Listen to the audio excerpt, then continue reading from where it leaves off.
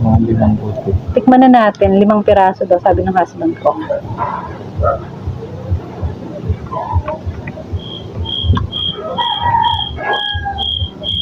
Puti.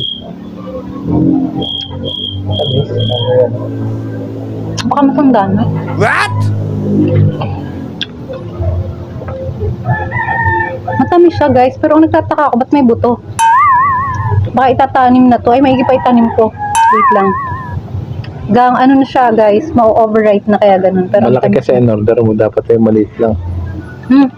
Ako niya buto, tatanim ko. Kinakain ko din eh. Ang buto? Nasa? Hindi ko nangyungaya. Pagkangaya ko nung kata. Ang may expect ko parang suha lang. Hindi ko alam kung normal ba na may buto guys. Comment below nga. Pero matamis siya eh. I-blender ko kaya, gawin na lang ng juice. Ano? Hindi maano may buto. Nanguya ba yung buto? Ipunin mo yung buto, tatanim ko.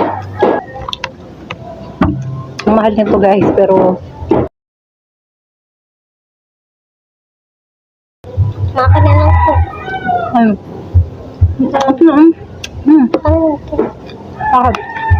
Okay, yan. Yung buto kasi kinukuha ko ha. So yun lang. Mas gusto ko na yung mangustin.